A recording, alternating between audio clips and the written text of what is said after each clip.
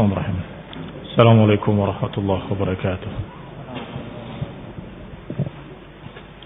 Innal hamdalillah nahmaduhu wa nasta'inuhu wa nastaghfiruh wa na'udzu billahi min shururi anfusina wa min sayyiati a'malina man yahdihillahu fala mudilla lahu wa man yudlil fala hadiya lahu. وأشهد أن لا إله إلا الله وحده لا شريك له وأشهد أن محمدا عبده ورسوله صلى الله عليه وعلى آله وأصحابه والتابعين وتابع التابعين ومن تبعهم بإحسان إلى يوم الدين. يا أيها الذين آمنوا اتقوا الله حق تقاته ولا تموتن إلا وأنتم مسلمون. يا أيها الناس اتقوا ربكم الذي خلقكم من نفس واحدة وخلق منها زوجها وبث منهما رجالا كثيرا ونساء واتقوا الله الذي تساءلون به والأرحام إن الله كان عليكم رقيبا. يا أيها الذين آمنوا اتقوا الله وقولوا قولا سديدا يصلح لكم أعمالكم ويغفر لكم ذنوبكم ومن يطع الله ورسوله فقد فاز فوزا عظيما. أما بعد فإن خير الحديث كتاب الله وخير الهدي هدي محمد صلى الله عليه وعلى آله وسلم وشر الأمور محدثاتها فإن كل محدثة بدعة وكل بدعة ضلالة وكل ضلالة في النار. Ikhwani fi din, a'azzakumullah, kaum muslimin yang saya hormati. Kita akan mulai membahas kitab Aqidatus Salaf wa Ashabul Hadits, atau nama lainnya Ar-Risalah fi i'tiqadi ahli sunnah wa ashabil hadits wal a'immah. Aqidatus salaf, akidahnya para salafus salih dan para ashabul hadits, atau risalah tentang keyakinan ahli sunnah, ashabul hadits dan para a'immah, para imam-imam, yang ditulis oleh Imam Abu Uthman, kunyahnya namanya Ismail ibn Abdurrahman ibn Ahmad ibn Ismail ibn Ibrahim ibn Amir ibn Abid As-Sabuni An-Nisaburi, nisbah ke negeri Nisabur karena beliau lahir di sana rahimahullah ta'ala. Beliau adalah seorang yang alim, saifus sunnah wa af'a ala ahli al-bid'ah, seorang ulama yang alim, ahlul hadis, faqih, yang dijuluki dengan saifus sunnah, pedang sunnah, dan ular terhadap ahlul bid'ah. Ini menakutkan bagi ahlul bid'ah. Sedangkan beliau adalah saifus sunnah, pedang-pedang sunnah yang membela sunnah dari berbagai macam ahlul bid'ah.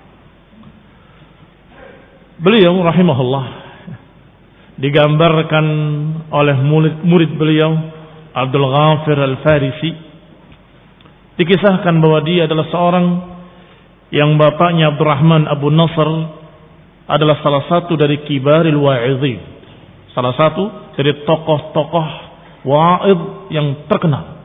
Wa'idh adalah penasehat yang memberikan tausiah, pengajian, memberikan nasihat di masjid di Nisabur. Tapi kemudian qaddarallahu ma syaa fa'al, beliau terbunuh karena masalah ta'assub madhab. Ini karena beberapa orang-orang yang ta'assub tidak suka dengannya. Ketika itu beliau rahimahullah, anaknya masih berumur belia, didudukkan di majelis bapaknya, masih berumur 10 tahun. Diriwayatkan bahwa awal pertama dia duduk memberikan mau'izah, menggantikan bapaknya dalam keadaan berumur 10 tahun. Demikian dikisahkan oleh Abdul Ghafir Al-Farisi, murid beliau.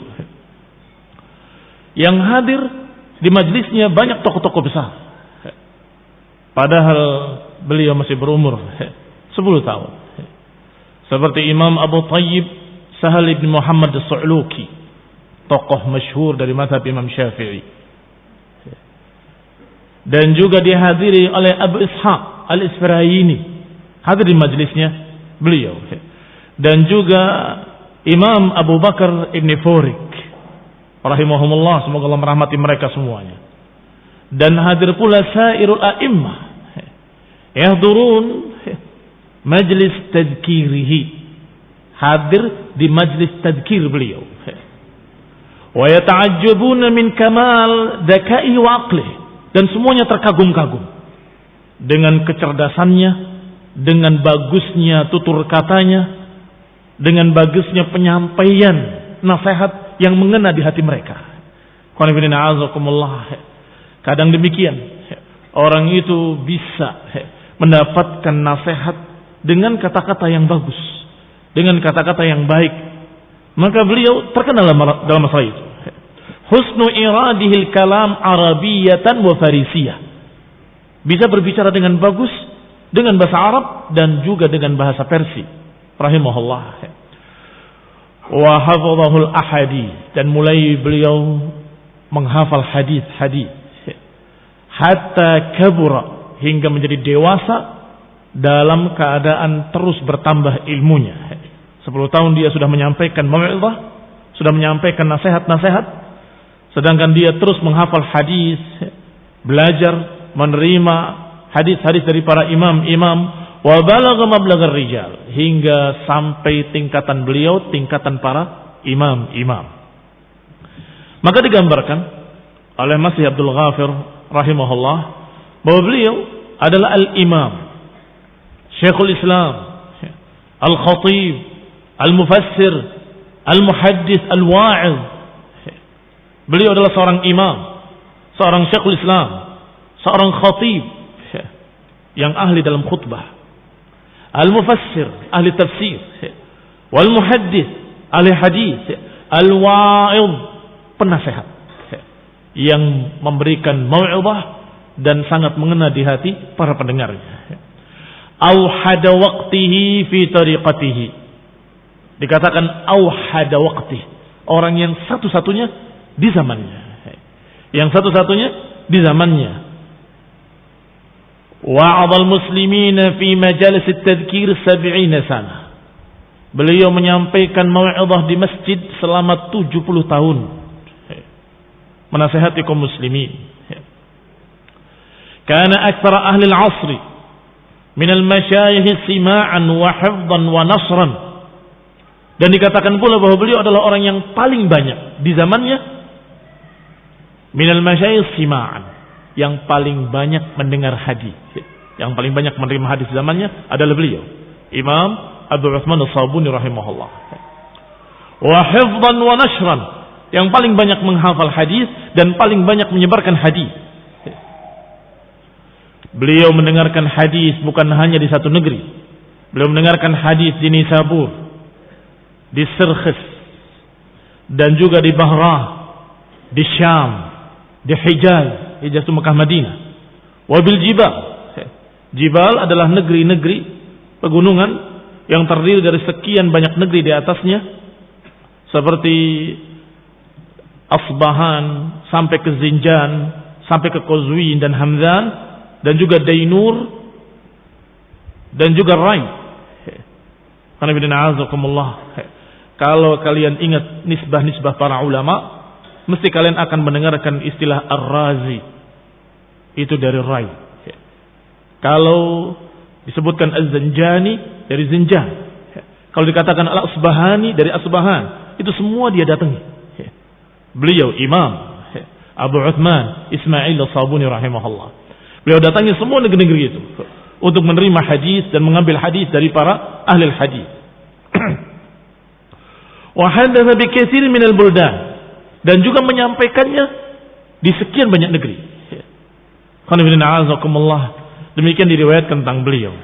Sedangkan murid-muridnya atau sebelum murid-muridnya, guru-gurunya yang masyhur, yang paling terkenal adalah Imam Abu Abdullah Al-Hakim An-Nisaburi, penulis kitab Al-Mustadrak.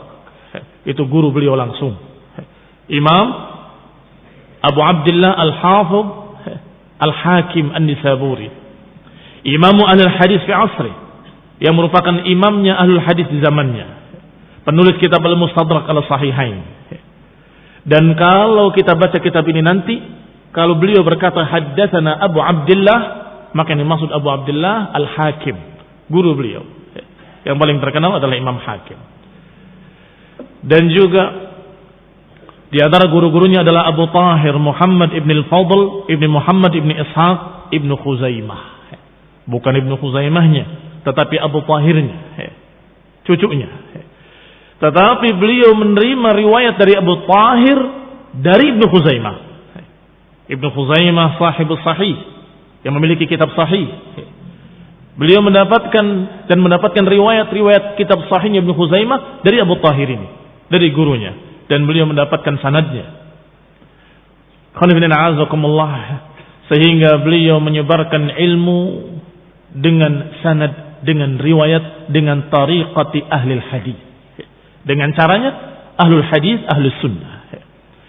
Dikatakan oleh Abdul Ghafir Al-Farisi, nashara al-ilma imla'an wa tasnifan wa tadhkiran wa istafada minhu an-nas ala ikhtilafi tabaqatihim. Beliau menyampaikan ilmu dalam bentuk imla, dalam bentuk tasnif, dalam bentuk tadhkir. Imla itu mengimlakan hadis-hadis dengan sanadnya, sebagaimana umumnya para ahlul hadis. Tasnifan, menulis kitab-kitab hadis. Wa tadhkiran, mengingatkan, menasihati, memperingatkan. Demikian cara beliau mendakwahkan ilmunya rahimahullah. Wa istafada minhu an-nas, sehingga manusia mendapatkan faedah dari beliau sangat banyak, dan yang menerima faedah-faedah dari beliau dari sekian kalangan, dari kalangan bawah, menengah, ataupun dari kalangan atas menerima. Artinya dalam segi ilmu, dari beberapa akran yang sezaman dengan dia dan seangkatan dengan dia, atau yang ilmunya hampir sama dengan dia, ikut mengambil ilmu dari dia. Demikian pula yang di bawahnya. Bahkan awamun nas, orang umum dari masyarakat juga mendapatkan faedah dari dia. Kenapa? Karena dia memberikan mau'izah. Mau'izah itu berbeda dengan periwayatan hadis. Periwayatan hadis biasanya yang hadir adalah para ulama atau orang-orang para ahli hadis. Adapun mau'izah, nasihat, dihadiri oleh semua kalangan masyarakat. Demikian rahimahullah. Kata Sam'ani, sami'a minhul hadis alimun la yuhsun.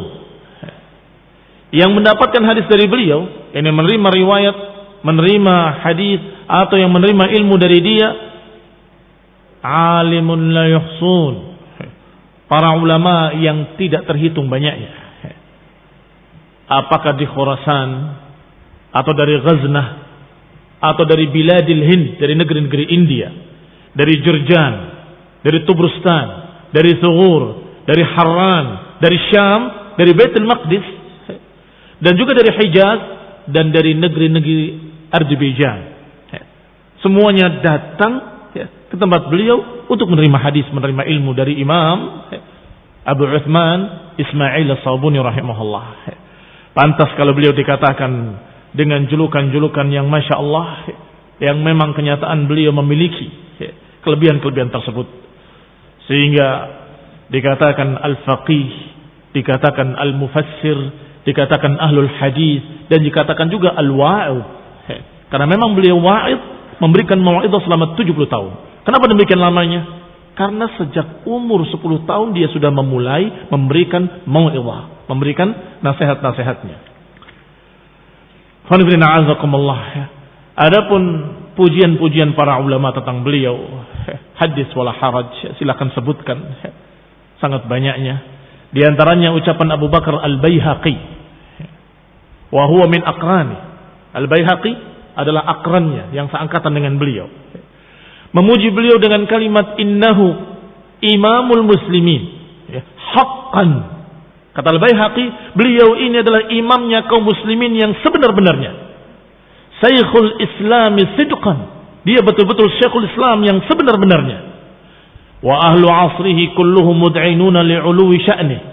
Semua penduduk negeri di zamannya semuanya tunduk pada kemuliaannya. Artinya semuanya mengakui ketinggiannya, mengakui kemuliaannya. Demikian pula Qadhi Abu Abdullah Al-Maliki memuji beliau dengan kalimat, Abu Uthman mimman syahidat lahu a'yanur rijal bil kamali fil hifdz wat tafsir. Abu Uthman As-Sabuni adalah orang yang dipersaksikan oleh sekian para ulama, a'yanur rijal, tokoh-tokoh para ulama, dipersaksikan atas kesempurnaan ilmunya fil hifdzi wat tafsir, dalam menghafal hadis dan dalam masalah tafsir, wa ghairihima. Demikian pula Abul Fadl Muhammad ibn Sa'id An-Nadim qala kana masyayikhuna alladhina yantazim biqaulihim aqad al-ijma' yuzlimuna li Abi Uthman maqalid al-imamah. Guru-guru kami, kata Abu Fadl, guru-guru kami, seluruh masyayikh, bisa dikatakan aqad al-ijma', mereka semua sepakat, mereka benar-benar mengakui bagi Abu Uthman keimaman beliau.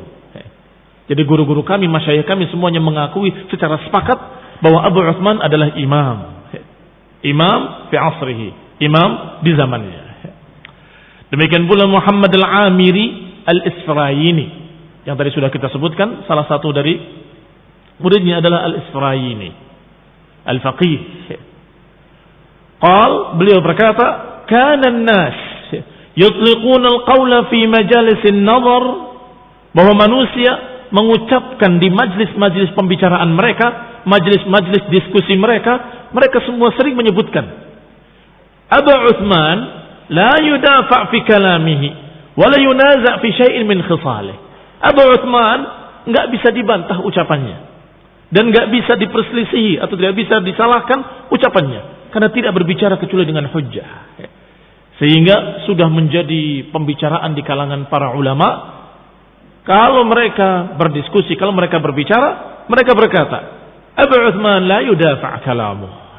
Ucapannya enggak bisa ditolak, enggak bisa dibantah, karena sangat kokoh, didasari dengan hujjah-hujjah. Pernah beliau berkata sendiri bahwasanya aku tidaklah menyampaikan sebuah hadis kecuali aku punya sanadnya sampai kepada Rasulullah SAW. Artinya dia tidak menyampaikan hadis kecuali apa yang dia tahu sanadnya sampai kepada Rasulullah sallallahu alaihi wa ala alihi wasallam. Ini khairin a'azakumullah Abu Uthman As-Sabuni rahimahullah. Disebutkan di awal kitabnya sanad penulisan. Enggak apa-apa kita baca saja sardan dengan sepintas agar kita tahu bahwa kitab ini ditulis dengan sanad. Qala akhbarana al-muhaddis Tajuddin Muhammad ibn al-Hafidh Imaduddin Ismail ibn Muhammad ibn Bardas al-Ba'li dalam kitabnya. Hadatsana atau akhbarana Abu Abdullah Muhammad ibn Ismail ibn al-Khabbaz Syafahan. Akhbarana Ahmad ibn Abd al-Daim ijazatan in lam yakun sima'an. Amma'ana al-Hafidh Abdul Ghani ibn Abdul Wahid ibn Ali ibn Surur al-Maqdisi qala akhbarana al-Hiraqi sima'an. Akhbarana Abu Bakar Abdul Rahman ibn Ismail As-Sabuni qala haddatsana walidi Syekhul Islam, kepada anaknya kemudian kepada bapaknya, berkata kepadaku ayahku Abu Uthman Ismail ibn Abdurrahman fadzakarahu. Sudah disebutkan kitab ini, kitab yang akan kita baca. Yang kedua sanadnya wa akhbarana Qadil Qudah Izzuddin Abdul Rahim ibn Muhammad ibn al-Furat al-Hanafi ijazatan wa musyafahatan. Akhbarana Mahmud ibn Khalifah ibn Muhammad ibn Khalaf al-Munji ijazatan. Akhbarana al-Jamal Abdul Rahman ibn Ahmad ibn Umar ibn Syakr bisanadihi. Qala alhamdulillah rabbil alamin. Baru ucapan Imam Abu Uthman Ismail As-Sabuni rahimahullah. Baru masuk kepada ucapan beliau rahimahullah ta'ala. Kita baca. Qala rahimahullah, alhamdulillahi rabbil alamin, wal aqibatu lil muttaqin, wa sallallahu ala Muhammadin wa alihi wa sahbihi ajma'in, amma ba'd. Fa inni lamma waradtu amidatu Bustan, aku ketika berjalan menuju Tubrustan. Kalau amid maknanya menyengaja menuju Tubrustan. Tetapi wallahu taala alam, bisa jadi kata muhaqqiq bahwa ini bukan amid tapi amil. Karena amil itu salah satu dari nama desa di Tubrustan.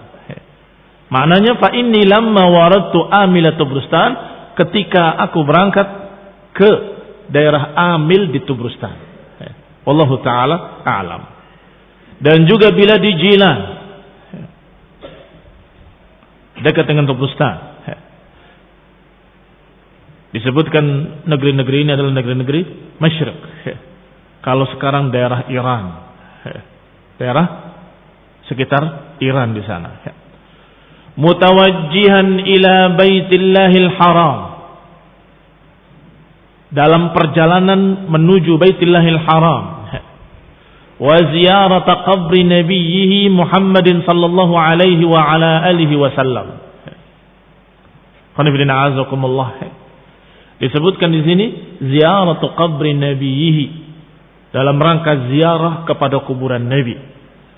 Qanifidina azakumullah, di sini ada catatan bahwa para ulama terdahulu ketika berkata aku mendatangi atau ingin berziarah ke kubur Nabi di Madinah, maknanya bukan itu niat utamanya, tetapi ingin ke Madinah karena kemuliaan Madinah. Seorang alim yang masyhur, yang sudah kita sebutkan keutamaan ilmunya dan keimamahannya, tidak mungkin dia tidak tahu tentang keutamaan negeri Madinah. Negeri Madinah yang memiliki sekian keutamaan. Dan juga tidak mungkin tidak tahu hadis la yusaddur rihal illa ila salasati masajid. Tidak dibolehkan mengadakan perjalanan menuju sesuatu kecuali ketiga masjid. Masjidil Haram, Masjidku ini kata Nabi, dan Masjid Aqsa. Sehingga mereka biasa menyatakan aku ingin ke Madinah dengan kalimat ziarah kubur Nabi. Tetapi itu taba'an, bukan yang utama. Artinya ingin menuju Madinah dan kemudian ziarah kubur Nabi. Kenapa harus dipahami demikian? Karena yang namanya ziarah kubur, kalau kita niatkan perjalanan ini untuk ziarah kubur, maka itu menyalahi sunnah. Menyalahi sunnah Nabi yang menyatakan la tushaddur rihal illa salasati masajid. Enggak boleh diadakan perjalanan kecuali ketiga masjid. Berarti yang dituju adalah masjid. Ketika sampai di Masjid Nabawi, mendapatkan kemuliaan Masjid Nabawi dan fadilah Masjid Nabawi, baru kemudian mereka ziarah ke kubur Nabi, ziarah ke kubur para sahabat, dan itu tidak mengapa. Sehingga jangan dijadikan sebagai alasan bahwa ini imam besar, imam fi zamanih, imamul a'immah, dia mengadakan perjalanan untuk ziarah kubur. Tidak demikian yang dimaksud. Wallahu ta'ala a'lam.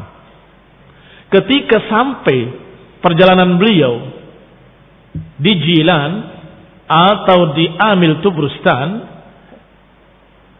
maka beberapa ikhwah sa'alani, ikhwani fid din, saudara-saudaraku seagama di negeri tersebut meminta kepadaku an ajma'a lahum fusulan, meminta kepadaku untuk mengumpulkan pasal-pasal dalam masalah usuluddin allati istamsaka biha alladhina madaw,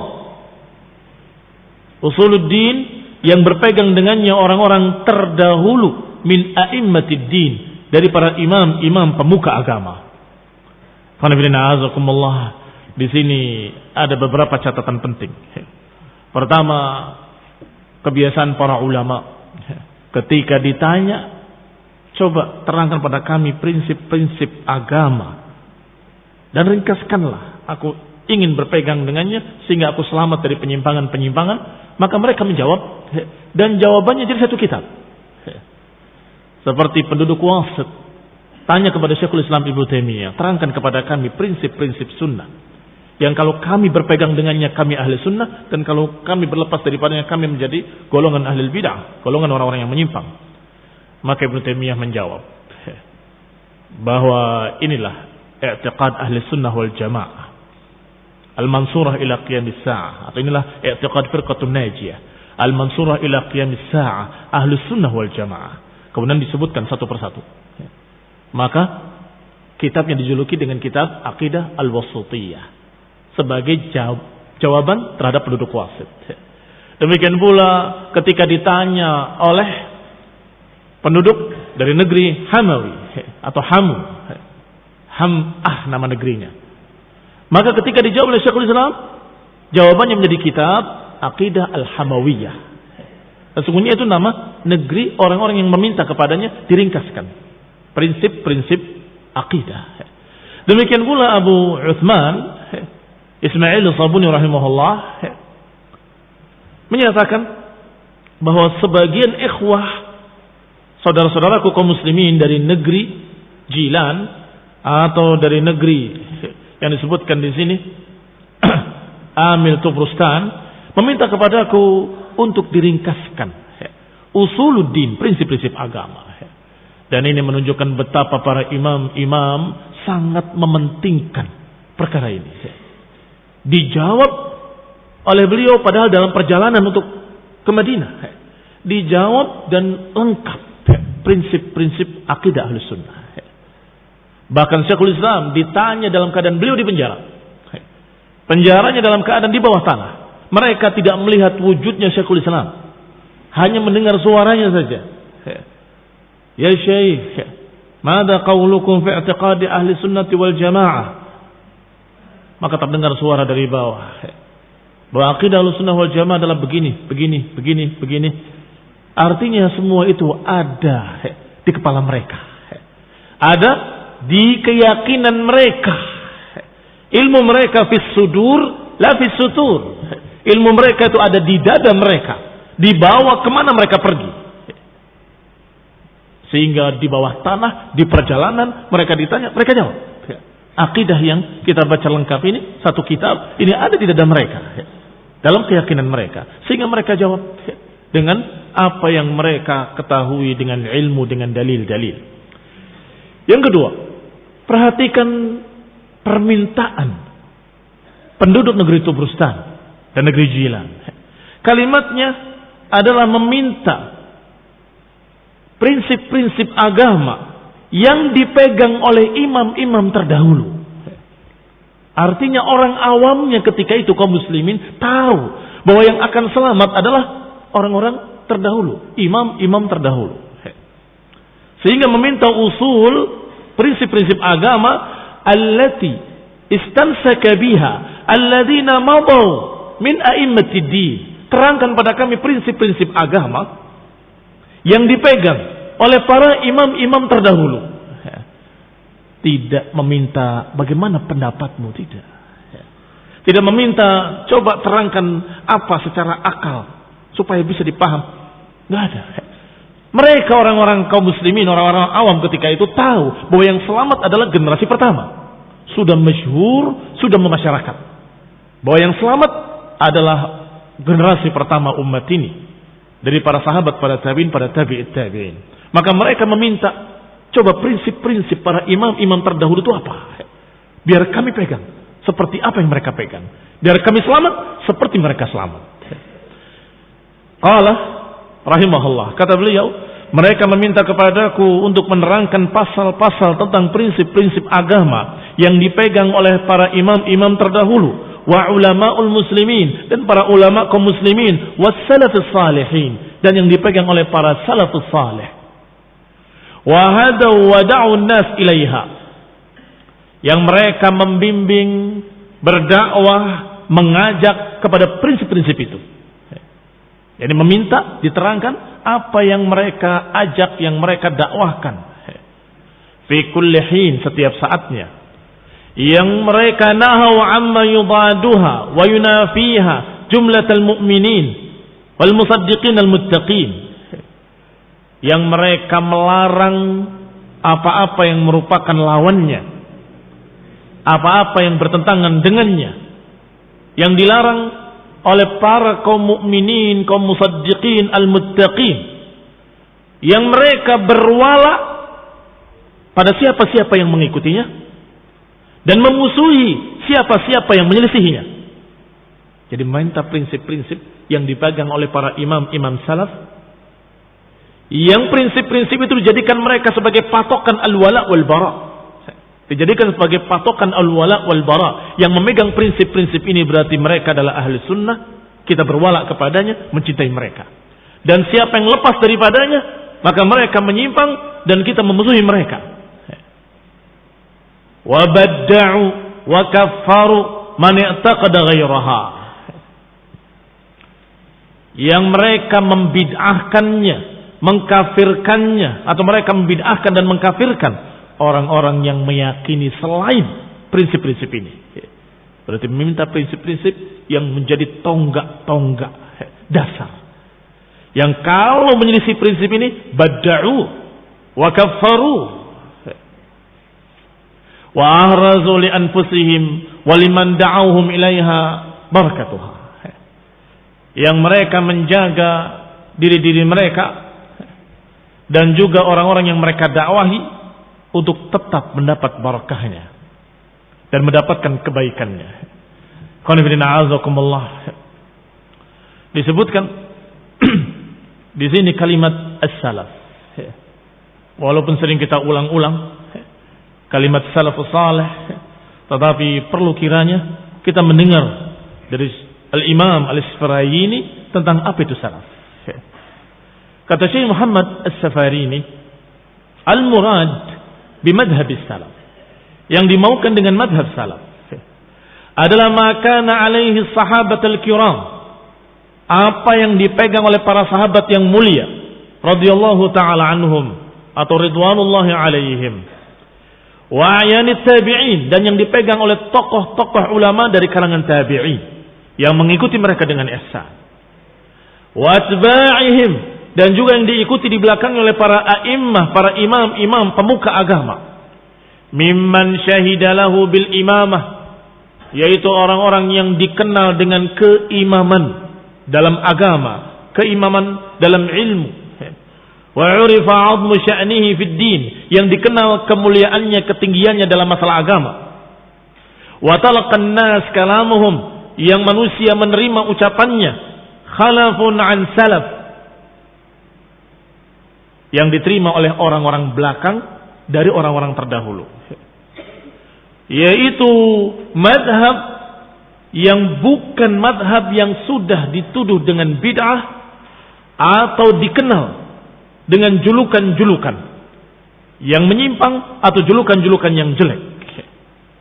Ini madhab salaf. Yani bukan yang dijuluki dengan julukan-julukan yang jelek, misal seperti al-khawarij, wal-rawafid, wal-qadariyah, wal-murji'ah, wal-jabriyah, wal-jahmiyah, wal-mu'tazilah, wal-karramiyah, wa nahu haula. Demikian kata Imam Al-Isfirayini. Apa ringkasnya ucapan beliau? Kata beliau, Imam Muhammad Al-Isfirayini rahimahullah, bahwa madhab salaf adalah madhab sahabat, tabi'in, dan para tabi'it tabi'in, dan para pengikut mereka dari imam-imam pemuka agama yang dikenal keilmuannya, dikenal kesolehannya. Bukan madhabnya orang-orang yang dijuluki dengan julukan-julukan penyimpangan. Apakah dijuluki dengan khawarij karena khurujnya mereka memberontak kepada penguasa muslim, atau yang dikenal dengan rawafid karena bid'ah mereka rafidah, menentang ahlul bait, memusuhi ahlul bait, menolak nasihatnya ahlul bait, atau yang dijuluki qadariyah karena menentang takdir, atau yang dijuluki murji'ah karena mereka menganggap bahwa iman tidak bertambah dan tidak berkurang, atau jabriyah yang dijuluki dengan jabr, menganggap bahwa mereka dipaksa oleh Allah Subhanahu wa taala, sehingga orang yang berbuat jelek berbuat baik sama saja, karena kedua-duanya dipaksa oleh Allah, kata Jabriyah. Ini aliran-aliran sesat dan ini bukan madhab salaf. Demikian pula Jahmiyah yang dijuluki dengan tokohnya, pencetusnya yang bernama Jahm bin Safwan. Dan bukan pula Karramiyah yang juga diambil dari tokohnya Al-Karram. Wa nahu haula, dan yang semacam mereka. Berarti kalau sudah dijuluki dengan julukan-julukan tersebut, itu bukan madhab salaf. Kembali kepada matan. Qala rahimahullah, berkata rahimahullah, wa afdau ila ma qaddamuhu min thawabi i'tiqadihim laha. Dan mereka, para imam-imam salaf, para imam-imam ashabul hadis tadi, sudah kembali kepada apa yang telah mereka kerjakan. Artinya sudah menghadapi balasan dari apa yang mereka kerjakan, yaitu pahala dari akidah mereka. Artinya mereka sudah wafat, sudah meninggal dalam keadaan baik, meninggal dalam keadaan dipersaksikan akidah mereka yang lurus, madhab mereka yang lurus, wastimsakihim biha, dalam keadaan mereka berpegang dengan prinsip-prinsip tersebut, wa irsadal ibad ilaiha, dan mereka membimbing para hamba-hamba Allah kepada prinsip-prinsip tersebut, wa hamluhum iyyahum 'alaiha, dan membawa manusia di atas prinsip-prinsip ini. Ini yang diminta oleh mereka. Meminta diringkaskan prinsip-prinsip akidah Ahlus Sunnah, akidah para imam-imam salaf, akidah para sahabat dan tabi'in dan tabi'ihim, akidahnya para tokoh-tokoh pemuka agama Ahlul Hadis, yang mereka mengajak manusia, membawa manusia untuk berjalan di atas prinsip-prinsip tersebut. Fastakhartullah, maka aku pun beristikharah. Salat istikharah yang disunnahkan ketika memilih sesuatu. Salat 2 rakaat dengan meminta pada Allah Subhanahu wa taala bimbingan. Wa athbattu fi hadzal juz' ma tayassara minha, maka aku tetapkan di juz' ini, di kitab ini, apa yang mudah daripadanya, ala sabilil ikhtisar, yang mudah secara ringkas, raja'a an yantafi' bihi ulul albab wal absar, dengan harapan orang-orang ulul albab, pemilik lub, yang memiliki pandangan dan hati, bisa mengambil faedah, bisa mengambil manfaat. Wa ulul absar, bisa mengambil manfaat. Wallahu subhanahu yuhaqqiq adh-dhann, dan Allah Subhanahu wa taala akan mewujudkan prasangka hambanya. Karena Allah dalam hadis qudsi dikatakan, ala dhanni 'abdi, aku mengikut prasangka hambaku. Artinya siapa yang berprasangka baik pada Allah, Allah akan berikan kebaikan. Dan siapa yang berprasangka buruk pada Allah, Allah akan berikan keburukan. Ini mana ucapan beliau, wallahu subhanahu wa ta'ala yuhaqqiq adh-dhann, Allah akan mewujudkan prasangka hambanya kepadanya. Wa yuzzil alaina al-manna bit-taufiq, dan Allah Subhanahu wa taala akan memberikan sebanyak-banyaknya pemberian kepada kita dan taufik. Wal istiqamah, dan berikan istiqamah ala sabilir rusd wal haqq bimannihi wa fadlihi.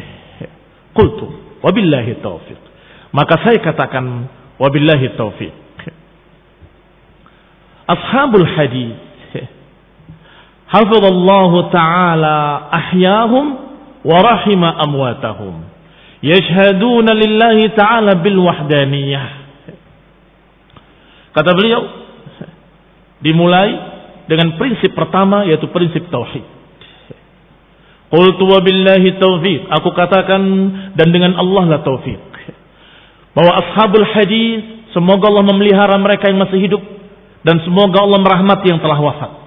Karena ashabul hadis di zamannya banyak yang masih hidup, dan juga lebih banyak lagi yang telah wafat. Maka beliau doakan kedua-duanya, bahwa semua para ashabul hadis, semoga Allah menjaga yang masih hidup, dan semoga Allah merahmati yang telah wafat. Mereka semuanya mempersaksikan untuk Allah Subhanahu wa taala dengan keesaan. Walir rasuli birrisalah, dan mempersaksikan untuk Rasul dengan risalah, kerasulan. Wan nubuwah, dengan kenabian. Qul inna a'udzubikumullah. Di sini ada beberapa perkara yang perlu dijelaskan. Yang pertama, ucapan beliau ashabul hadis. Tadi yang kita terangkan ucapan Al-Isfaraini tentang madhabus salaf. Sedangkan ashabul hadis manhum? Siapa ashabul hadis? Ashabul hadis humul mutamassikuna bi kitabillah. Ashabul hadis adalah orang-orang yang berpegang dengan kitabullah dan mengikuti sunnah nabinya Nabi Muhammad sallallahu alaihi wa ala alihi wasallam. Sebagaimana dikatakan oleh Syehristani rahimahullah, summu ashabul hadis lianna inayatahum bi tahsil al ahadits wa naql al akhbar wa bina al ahkam ala nusus. Mereka dijuluki ashabul hadis karena perhatian mereka untuk mendapatkan hadis-hadis dan perhatian mereka untuk menukil berita-berita, yakni hadis-hadis dengan benar, dengan teliti. Dan binaul ahkami 'ala nusus, dan membangun hukum-hukum syariat di atas nas-nas tadi. Ini keistimewaan mereka. Dijuluki ashabul hadis karena mereka meneliti hadis, mencari hadis, dan sangat mementingkan riwayat-riwayat hadis, dan kemudian membangun di atasnya, membangun di atas nas-nas tadi ahkam syariah. Jangan salah satunya. Kalau salah satunya belum dikatakan ashabul hadis. Orang memperhatikan hadis, mempelajari sampai hafal, masya Allah, tapi tidak membangun ahkam di atasnya. Artinya bighairi amal, maka dia tidak dikatakan ashabul hadis. Apalagi sebaliknya, orang yang beramal dengan ahkam, tapi tidak didasari dengan nusus, tidak didasari dengan dalil-dalil, dengan riwayat-riwayat yang sahih, mereka juga tidak dikatakan ashabul hadis. Berarti ashabul hadis memiliki dua, ilman wa amalan. Ilmunya tentang hadis dan pengamalan hadis. Berarti mereka mengetahui ilmunya riwayatan wa dirayatan. Mereka tahu ilmunya dari dua sisi, riwayatan wa dirayatan. Riwayat itu artinya sanadnya, sahih, dhaifnya, rawi-rawinya dan seterusnya, mereka tahu dan mereka teliti. Demikian pula dirayatan, dirayahnya, makna yang terkandung dalam lafaz hadisnya, apa istinbat hukumnya, apa faedah-faedah hadisnya, apa yang harus diambil dari hadis tersebut, fawaid-fawaidnya. Ini ilmunya mencakup riwayatan wa dirayatan. Dan juga menerapkannya ketika membangun hukum di atas nas-nas tersebut. Wala yarji'una ilal qiyasil jali wal khafi. Maka para ashabul hadis tidak memakai kias-kias, apakah kias jali atau kias khafi, kias yang jelas atau kias yang samar. Kalau ada hadis, perhatikan, tidak memakai kias-kias kalau ada riwayat hadis. Maka seperti kata Imam Syafi'i, dan beliau salah satu dari ashabul hadis, Imam Syafi'i menyatakan la yusaru ilal qiyas, tidak kita pakai kias kalau ada nas, ma'wujud an-nas. Kalau ada nas dari ayat atau hadis, maka qiyas tidak berlaku. Apa qiyas? Analogi. Kalau ini mirip dengan itu, maka kita samakan dengan itu. Ini mirip dengan yang ini, kita samakan dengan yang ini. Kias-kias seperti ini la yusaru ilaiha illa lidarurah, kata Imam Syafi'i. Tidak memakai kias kecuali ketika darurat, tidak mendapatkan nas-nas la minal Quran wala minas sunnah, maka dicari perkara yang mirip kemudian dikiaskan. Mencari perkara yang mirip kemudian dikiaskan. Demikian para ashabul hadis. Mereka tidak memakai qiyas al-jali ataupun khafi kalau selama ada nas, ada dalil, ada riwayat-riwayat. Demikian dikatakan oleh Syehristani rahimahullah. Ma wajadu khabaran aw atharan, selama mereka mendapatkan berita atau athar. Demikian dinukil dari kitab Milal wan Nihal. Dan ini cukup jelas siapa ashabul hadis. La bas, sebagai muqaddimah Ada tambahan dari Syekhul Islam Ibnu Taimiyah rahimahullah. Mubayyin al-maqsud, yang menerangkan maksud dari kata ahlul hadis. Kata beliau, nahnu la na'ni bi ahli al-hadis al-muqtasirin ala sima'ihi aw kitabatihi aw riwayatihi. Kami tidak memaksudkan dengan kalimat ahlul hadis pada orang-orang yang khusus pada bidang mendengar riwayat, mencatat riwayat atau menyampaikan riwayat. Tidak hanya itu. Bahkan kullu man kana haqqu bihifdhihi, bahkan semua yang sangat pantas dalam menghafalnya, mengenalinya, memahaminya secara zahir dan batin, secara lahir dan batin, dan mengikutinya secara lahir dan batin, maka itu semua kami sebut ashabul hadis, kami sebut ahlul hadis. Perhatikan. Berarti tidak khusus orang yang bergelut dalam bidang itu saja, tetapi semua yang mempelajari hadis dan menerapkannya pada dirinya, maka dia adalah ashabul hadis atau ahlul hadis. Dengan demikian, berarti ahlul hadis sama dengan istilah ahlus sunnah. Semua orang yang berpegang dengan sunnah, mempelajari sunnah, menerapkannya, maka mereka ahlus sunnah. Demikian pula ahlul hadis, semua yang mempelajari hadis menerapkannya, maka mereka adalah ashabul hadis. Qala musyiran ila syai'in min fadlihim. Syekhul Islam Ibnu Taimiyah rahimahullah berbicara tentang keutamaan para ashabul hadis. Qala rahimahullah, wa adna khaslatin fiha ula mahabbatul Quran wal hadis. Standar yang paling ringannya dari mereka para ahlul hadis adalah cinta kepada Quran wa sunnah. Cinta kepada Quran dan sunnah, dan senang untuk mengkaji ayat-ayat dan hadis-hadis. Ini paling sedikit. Masih ada syarat-syarat lain, tapi syarat itu adalah paling sedikit. Kalau itu saja tidak punya, bagaimana akan dikatakan ashabul hadis? Bagaimana akan dikatakan ahlul hadis? Adna khaslatin fi haula, serendah-rendah sifat mereka atau ciri-ciri mereka adalah mereka mencintai Quran dan hadis, dan mereka senang untuk membahas keduanya, membahas makna-maknanya, maksud yang terkandung di dalamnya, dan kemudian mereka amiluhu, kemudian mereka mengamalkannya, menerapkannya pada dirinya, zahiran wa batinan, secara lahir dan batin. Fa fuqahaul hadits akhbar bir rasul, maka orang-orang yang seperti ini yang dijuluki fuqaha'il hadis,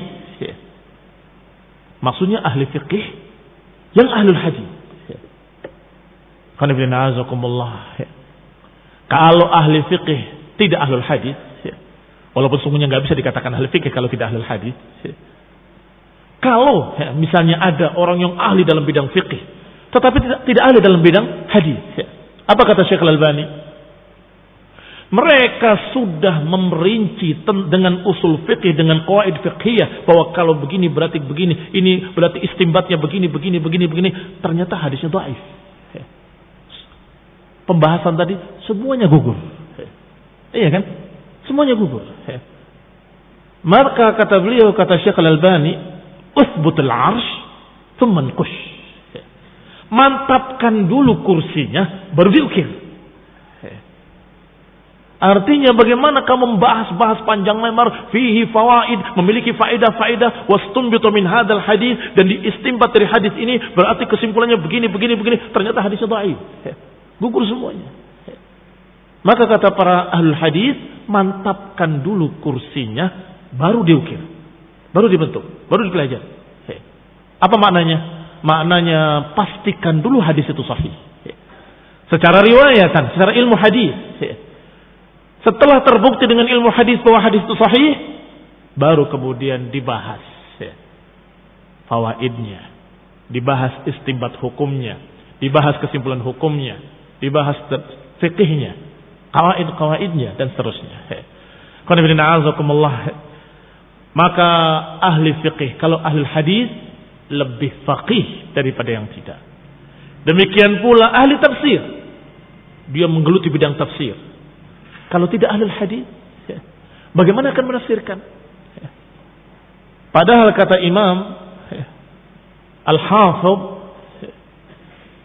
Ibnu Katsir rahimahullah,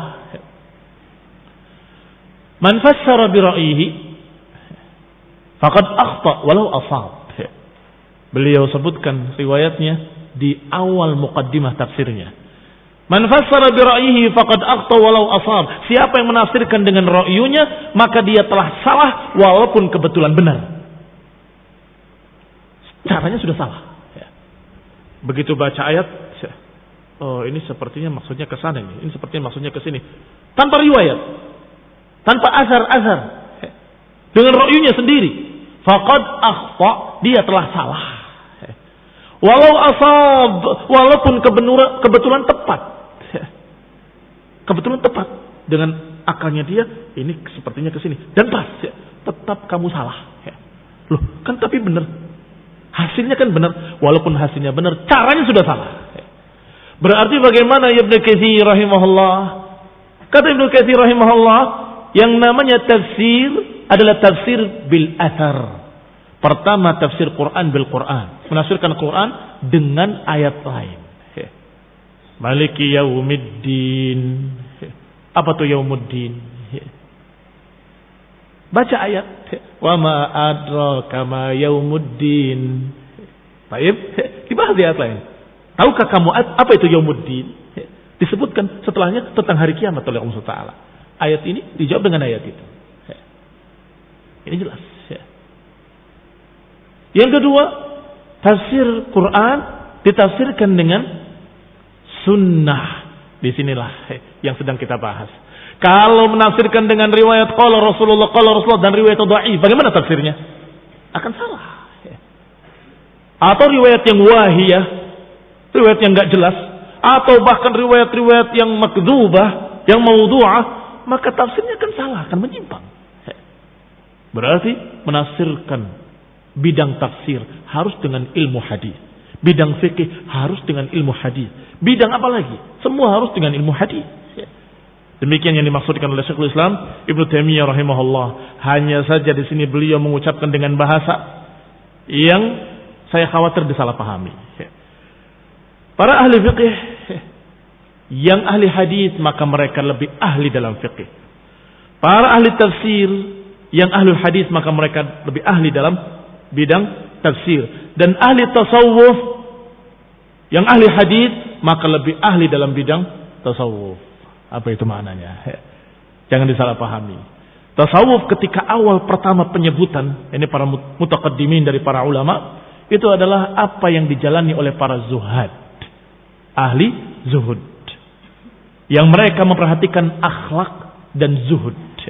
Baik, kalau mereka memperhatikan akhlak dan zuhudnya dengan ilmu hadis, akan benar. Zuhudnya zuhud yang sunnah, akhlaknya akhlak yang syariah, iya kan? Tetapi belakangan, karena mereka memperhatikan zuhud, akhlak, hati, tetapi tidak ahli hadis, maka mereka hanya dengan perasaannya saja, dengan ra'yinya saja. Apa jadinya? Sufi-sufi belakangan, balun, mudil, mereka sesat dan menyesatkan.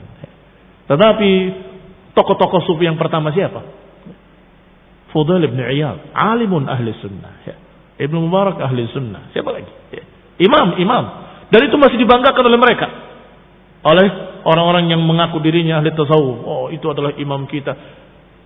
Berbeda jauh bumi langit antara beliau dengan kalian.